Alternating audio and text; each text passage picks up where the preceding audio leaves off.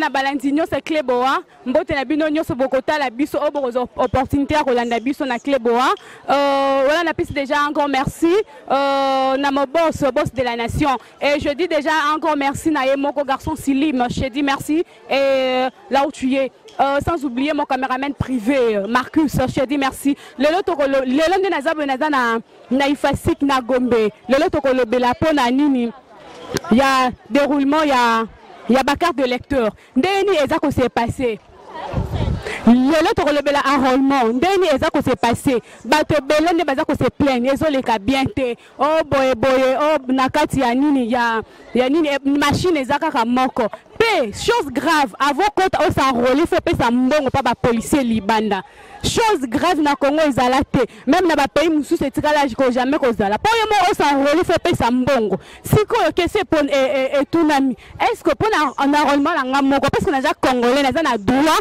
ya ko s'enrôler mais avant na s'enrôler faut na pesa ka mbongo est-ce que zalaka yango ne ba to ko lobela na za na kati ya ifasik ne bote so bote bozo mona donc bétidon c'est basé belé to ko lobela to tuna bango nano avant la ko s'enrôler ezo senga ninja on se faire enrôler. Oh, non, ça enrôlé. Non, ça enrôlé. Mais pour Nani? Non, ça enrôlé parce que façon déroulement où il y a enrôlement les cas, et ça moi passe. Et ça moi passe vu que na ba kela si sous il y a un sali que na ça enrôlé. Donc il y a un mais lorsqu'on a bon tozu opportunité au côté qu'on a été parce que bah boy ko le micro na biso mais il paraîtrait que avant au côté na salle il y a place au batunyo so bazar au côté pour bas s'enrôler il faut payer ça non 2000 francs na porte et pas ba policier est-ce que ça vraiment vrai? Oui ça ya solo et ça likambo moko ezoka musabiso nandenge enrôlement ngo ezo salima donc et commis pour na kokota aux carte électeur et comme il faut payer ça bon on a ba policier et ça passe et ça kama par rapport à ndenge zalaka liboso ba enrôlement au salama na ba 2006 na révision électorale au ba salaki na 2010 na au bazo sala lelo et ça moi passe parce que na 2006 na 2011 na 2010 ezalaki ndenge ezalaki bongote ba machine ezalaki belé et puis soko yé mukolo moko soko telemi na mulongo okokota na kimia non so pe ozui carte na yo mais le lot ozomona moi différence to moi mbongo na to yebite pona nini senia saliboy parce que soko ke na ba centre na nous un eza mingité et puis soko ke na ba centre baza na machine moko lisusu moto oyo azo manie machine wana aza di domaine te ayebi machine penza makasite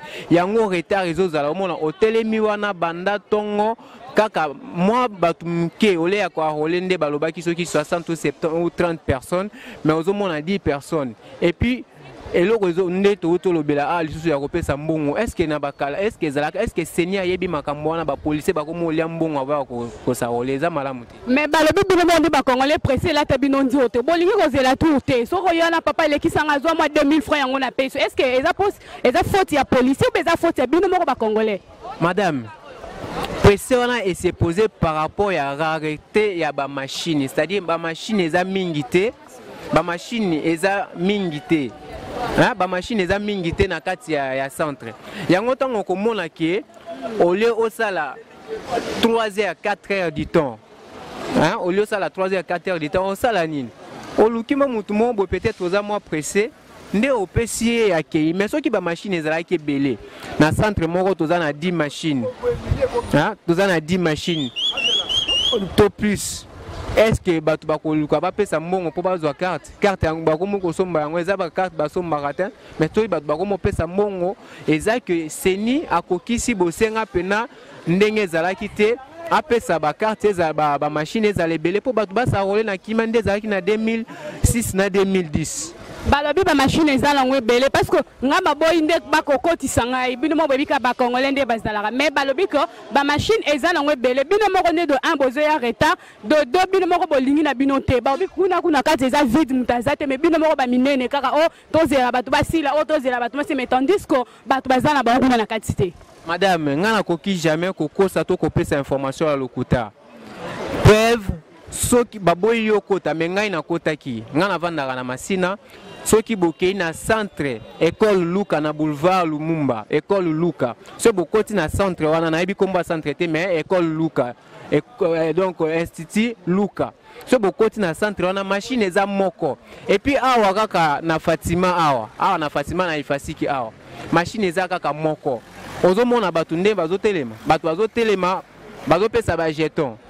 Ozui jeton si tokomi na pokwa osanrolé te ozongi lobita ngoya ofo bandela lisusu jeton. Okosala ta une semaine osanrolé te. Sikoyo tolobanine eza likambo ya solo ba machine eza te lelo ne azabo na kiti sur le terrain quand est to messala biso ba journaliste tozo lobela enrôlement na kin balobi eza lokola fait moko ezopela moto na kin ça ne va pas parce que avant ya ko s'enrôler ezosenga ba procédure ebele yoko lobanine.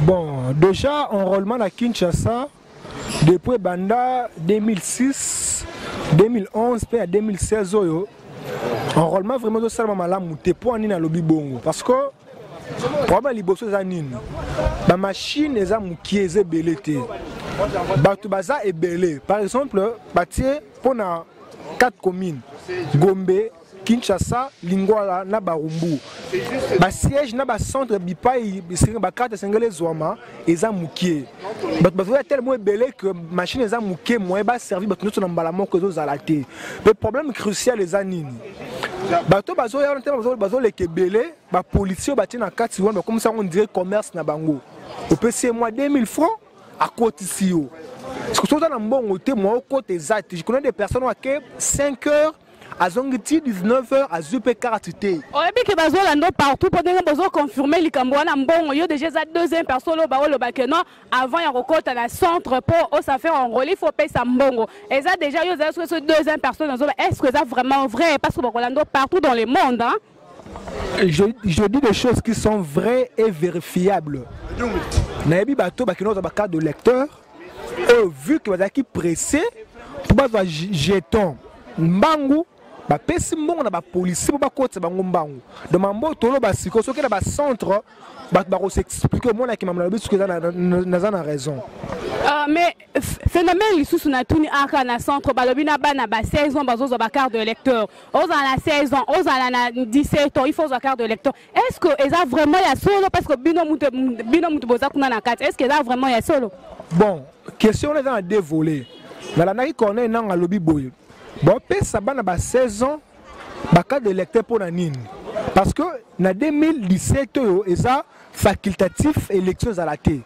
Et on va passer ma carte de lecteur au cas où l'élection est l'année prochaine, comme à 18 ans. On va passer ma carte de manière anticipative. On va passer ma carte base dans le quoi la pièce d'identité. Le contexte wana. Mais on a mon que ça moi pour la nini. Mon a vu carte lelo. Supposons que Magé Salamine na 2017 na décembre électeur Salami. Alors que vote parce que on vérifier acheter, on vérifier monter dans la carte de lecteur. Na mon a idée wana quelque part, et ça bien quelque part peut ça mabé. Je pense que c'est un wana.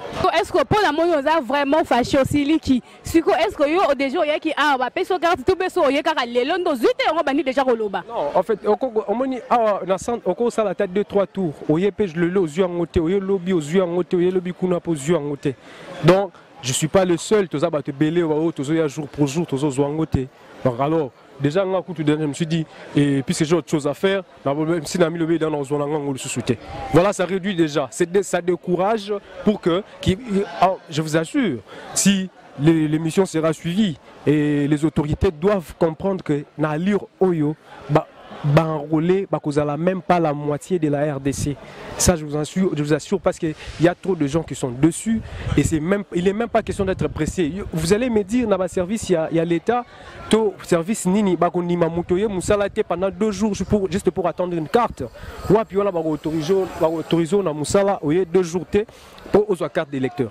Et ça m'a raté. Et ce qu'on était pendant que vous avez la carte d'électeur de l'autre côté, ta famille, les Congolais, nous vivons au quotidien. De l'autre côté, il y a ta famille, de l'autre côté, il y a tout ce que toi tu dois faire, tout ce qui te préoccupe. Parce que la carte d'électeur, c'est 2 jours. Ça, c'est décevant. Bon, on le dit que carte de lecteur avant, il faut mettre à tour. Si on a carte de lecteur, tu as une élection de Nini. Donc il faut que la carte, attends, 5 tours, attends, 6 tours, attends, 8 tours. Il faut que la carte, binonde, pressé, papa, pressé, na binomo, ronde, ne osa la binobo. Et puis question sous-sonde. que bato bazosala na kati kuna bayebi te informatique te pe yango ezosala ke non bato baumela. Est-ce que c'est vrai pas yo muto uti kuna ponga babo ba na kota d'accord tu parles déjà bakangelinga yo muto uti kuna est-ce que bato ngo bayebi pe informatique te ubendengeni? La question non ya liboso oui élection fait salama élection ngo eko salama déjà eza déjà muni na bato bazosala élection déjà na mauvaise foi. Parce que l'élection a mauvaise foi, déjà ces gens à ma machine, donc élection déjà, moi j'arrive à conclure que l'élection est selon la date prévue et que ça la malango peut bongoter. Je n'ai pas le pouvoir de devin, mais quand même on a la prédire comme étant quelqu'un qui peut voir. Les problèmes du Congo aujourd'hui, question à Congo moko, quand on a moi école primaire, à quoi répondre ceux qui va s'enrôler, à 16 ans. Et le Bazan a 16 ans peut-être, on sait qu'ils auront 18 ans dans 2 ans.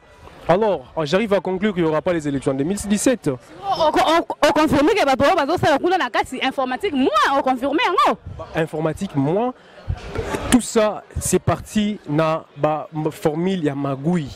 Yamagui, il faut voir qu'il y a eu des gens au Basaliba texte et ensuite, lorsqu'il faut engager, il y a eu d'autres personnes, d'autres visages. J'ai connu des gens qui ont réclamé, ils vont passer des tests dans la CENI et après de compte, ils ont vu d'autres visages, ils ont vu d'autres personnes, d'autres noms qui sont apparus. Et si quelqu'un qui a été formé par la CENI, pour qu'à ça l'élection, et plutôt pour qu'à ça l'enrôlement, à celle-ci enrôlement, n'engeni n'a pas pour le faire. Donc ils ont pas tenir moment moulaï, il y a formation. C'est obligé, obligatoirement, il faut aller bas. Ce qu'il il n'est plus dans ses fonctions, il doit être dégagé de ses fonctions. Merci papa Kanda. Pour quand on a dit on a monnaie qui tire le micro la biso. Qui réellement là c'est dégagé. Est-ce que tu t'es déjà fait enrôler ou pas encore? Pas encore. Mais pourquoi? Il y a un peu de problèmes qui se posent. Les conditions que Corneille Nangaa a posées vraiment ne me permettent pas de m'enrôler. Mais quelles conditions? Il a dit pour s'enrôler, il faut avoir une carte. Si tu n'as pas une carte, une ancienne carte, tu dois chercher une carte d'étudiant. Et ici à l'IFASI, on ne nous a pas encore donné une carte d'étudiant. Ou bien si tu n'as pas cette carte-là d'étudiant, tu dois aller chercher un chef d'avenue ou bien du quartier pour vous accompagner avec 3 témoins. Est-ce que vous-même là, vous savez qu'un chef du quartier peut quitter là pour venir vous accompagner à ce que vous puissiez vous enrôler? Mais bien sûr que oui, non? Toutefois, vous pouvez d'abord demander, c'est ça? Non, non, moi j'ai demandé, j'ai essayé, le chef a refusé de venir. Il ne peut jamais le faire parce qu'il me dit que ce sont des futilités. Alors je manque comment m'enrôler. Mais comment on doit savoir si tu es congolais ou si tu n'es pas congolais? C'est ça le problème aussi. Non, ce n'est pas ça le problème. Vous devez d'abord dire à Corneille Nangaa de changer un peu les conditions. Ce n'est pas possible. Nous avions fait les cartes, c'était en 2011, si je ne m'abuse. On a fait les élections, on avait voté pour les gens. Et maintenant, aujourd'hui, on nous pose des problèmes et des conditions pour s'enrôler. Vous ne voyez pas que c'est très absurde cette histoire. Alors, qu'est-ce que vous pouvez dire à Corneille Nangaa alors? Non, Corneille Nangaa doit revoir un peu les conditions qu'il a posées pour s'enrôler parce que les Congolais pleurent. Les Congolais pleurent, moi-même j'ai vu. Nous avons le souci de faire les cartes, mais les conditions qu'il a posées vraiment ne nous permettent pas. On dirait que vous n'avez pas de souci de se faire enrôler en tout cas. Parce que je viens de là, il n'y a personne, il n'y a pas assez de monde. Non, on a les soucis. Ce sont les conditions qui posent des embûches à ce que les étudiants puissent s'enrôler, demoiselle. Merci, monsieur. Merci. Quand on si beaucoup kolanda biso, balandinyo sa kleboa.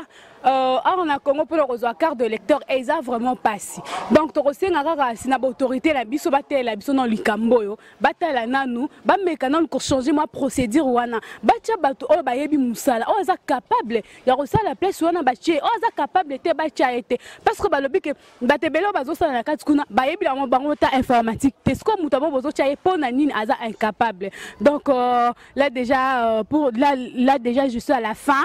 Je dis un grand merci à mon boss de la nation, je dis un grand merci, sans oublier Christian Bakaji Kakamba, je dis aussi un grand merci, là je dis merci beaucoup Naye Moko, garçon Silim, Armand, Herman, je dis un grand merci, je dis un grand merci à mon caméraman.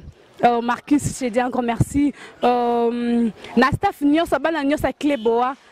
mbambote na bino place nyonso bozali bon mpo na ngai en tout cas tosuki wana me bakonzi botala nanu bomekana kochange botya mutu na place oyo na place oyo aza capable ya kosala mosala donc tosuki wana un grand merci à toi aussi fiston Louyeye je dis un grand merci bon mpo na ngai vraiment